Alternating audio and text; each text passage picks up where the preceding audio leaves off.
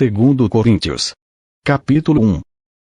Paulo, apóstolo de Jesus Cristo pela vontade de Deus, e o irmão Timóteo, à igreja de Deus em Corinto, com todos os santos, em toda a Acaia. Graça e paz sejam convosco, da parte de Deus nosso Pai e do Senhor Jesus Cristo.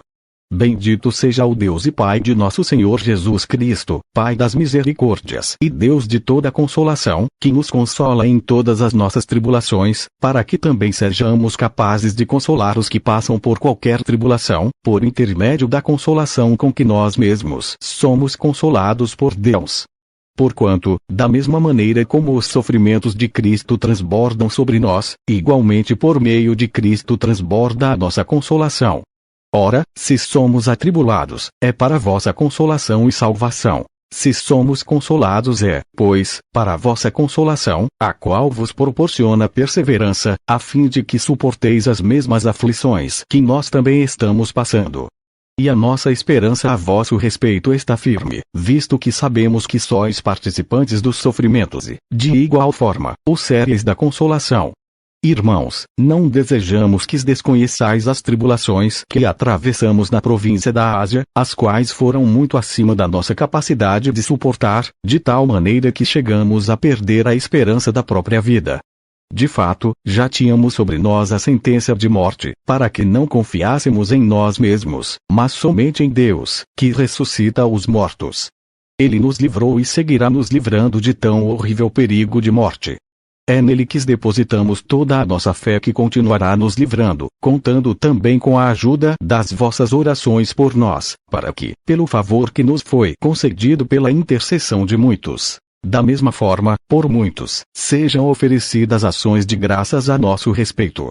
Esta é a nossa glória, o testemunho da nossa consciência de que temos nos conduzido no mundo, especialmente em nosso relacionamento para convosco, em santidade e sinceridade que vem de Deus, não em sabedoria carnal, mas de acordo com a graça de Deus, pois absolutamente nada vos escrevemos além dos assuntos que ledes e bem entendeis. E espero que os compreendais de forma plena, assim como também já em parte nos compreendestes, de que somos o vosso motivo de orgulho, assim como sereis o nosso no dia do Senhor Jesus.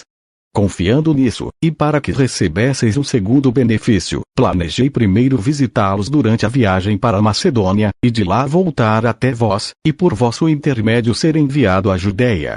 Será que ao planejar assim, o fiz com leviandade? Ou será que, ao tomar decisões, tenho agido de forma carnal, comprometendo-me ao mesmo tempo com sim e não? Entretanto, como Deus é fiel, a nossa palavra em relação a vos certamente não é sim e não ao mesmo tempo. Porquanto, Jesus Cristo, o Filho de Deus, que entre vos foi anunciado por nós, isto é, por mim, Silvano e Timóteo, seguramente não foi um sim e não, mas nele sempre existiu o sim. Pois, tantas quantas forem as promessas de Deus, todas têm em Cristo o sim. Por isso, por intermédio dele, o Amém é proclamado por nós para a glória de Deus.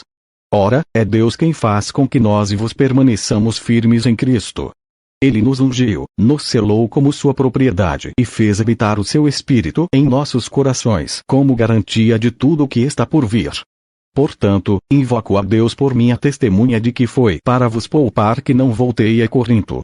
Não que tenhamos domínio sobre a vossa fé, mas sim como vossos cooperadores, para que tenhais alegria, pois é pela fé que estáis firmados. Sendo assim, decidi que não mais iria visitá-los com tristeza. Pois, se os entristeço, quem me alegrará senão vós, a quem eu tenho entristecido? Escrevi como escrevi para que, quando eu for, não seja amargurado por aqueles que deveriam alegrar-me. Quanto a todos vós, eu estava convencido de que a minha alegria é a de todos vós. Porquanto, vos escrevi em meio a grande aflição e angústia de coração, e com muitas lágrimas, não para constrangê-los, mas para que soubessem como é profundo o amor fraternal que alimento por vós. Se um de vos tem causado tristeza, não tem entristecido somente a mim pessoalmente, mas, em parte, para não ser severo demais, a todos vós. Assim, a punição que foi imposta pela maioria a essa tal pessoa é suficiente. Agora, todavia, deveis perdoar e encorajá-lo, para que não seja dominado por amargura excessiva. Portanto, insisto convosco que confirmeis o vosso amor fraternal para com ele. Foi também por esse motivo que vos escrevi, ou seja, saber se, por meio dessa prova, seríeis obedientes em tudo. Se perdoardes alguma coisa a alguém, também eu perdoo. E aquilo que perdoei, se é que havia alguma falta a ser perdoada, perdoei na presença de Cristo, por amor de vós, a fim de que Satanás não tivesse qualquer vantagem sobre nós, pois não ignoramos as suas artimanhas. Quando cheguei a Troade para pregar o Evangelho de Cristo, ainda que essa porta me tivesse sido aberta pelo Senhor, não tive plena paz em meu espírito, porque não encontrei ali meu amado irmão Tito. Por isso, me despedi deles e rumei para a Macedônia. Contudo, graças a Deus, que sempre nos conduz vitoriosamente em Cristo, e por nosso intermédio exala em toda parte o bom perfume do seu conhecimento. Porque para Deus somos o aroma de Cristo entre os que estão sendo salvos e mesmo para com os que estão perecendo.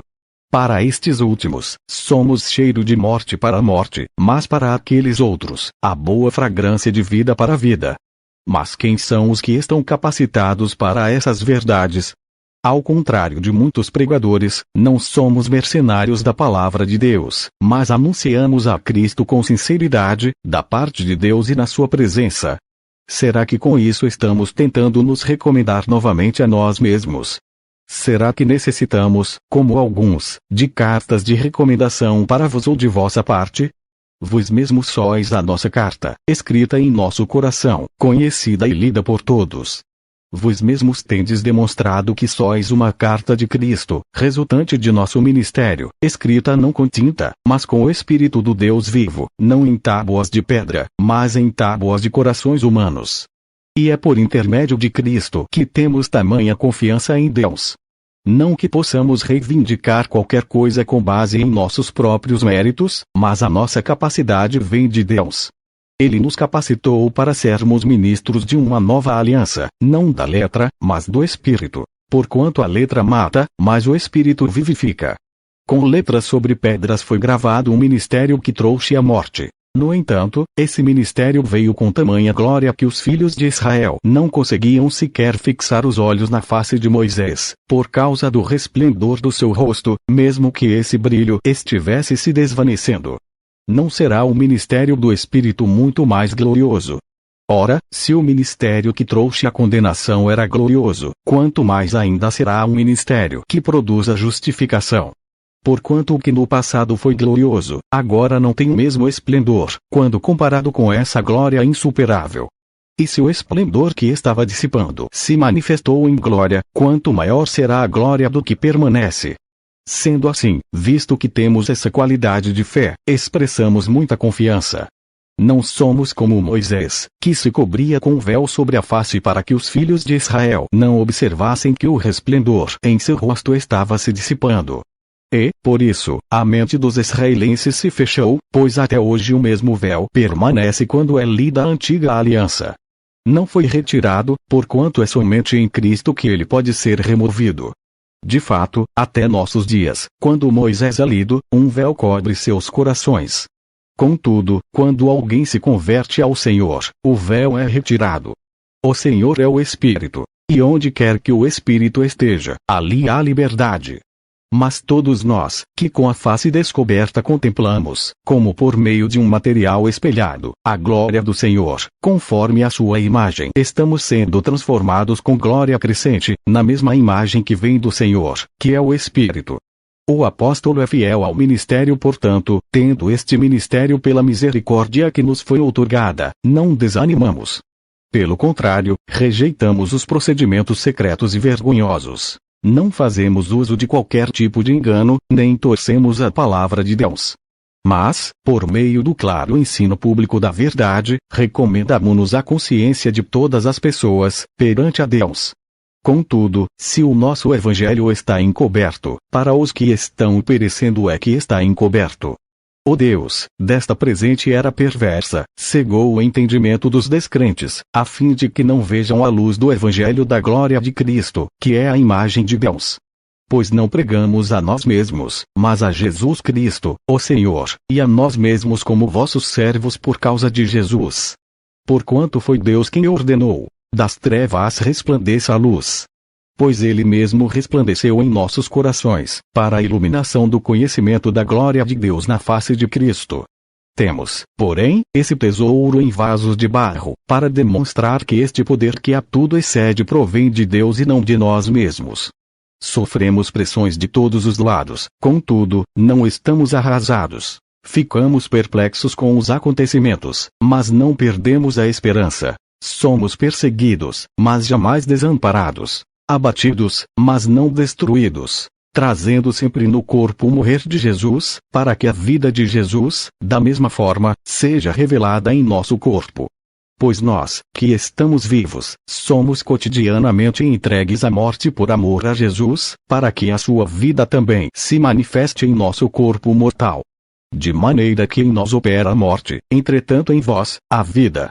Assim está escrito. Cri, por isso declarei. Com esse mesmo espírito de fé, nós igualmente cremos e, por esse motivo, falamos. Temos certeza de que aquele que ressuscitou o Senhor Jesus dentre os mortos, da mesma forma nos ressuscitará com ele e nos apresentará convosco. Tudo isso é para o vosso benefício, para que a graça, que está alcançando mais e mais pessoas, faça transbordar as muitas ações de graça para a glória de Deus. Portanto, não desanimamos. Ainda que o nosso exterior esteja se desgastando, o nosso interior está em plena renovação dia após dia. Pois as nossas aflições leves e passageiras estão produzindo para nós uma glória incomparável, de valor eterno. Sendo assim, fixamos nossos olhos, não naquilo que se pode enxergar, mas nos elementos que não são vistos. Pois os visíveis são temporais, ao passo que os que não se veem são eternos.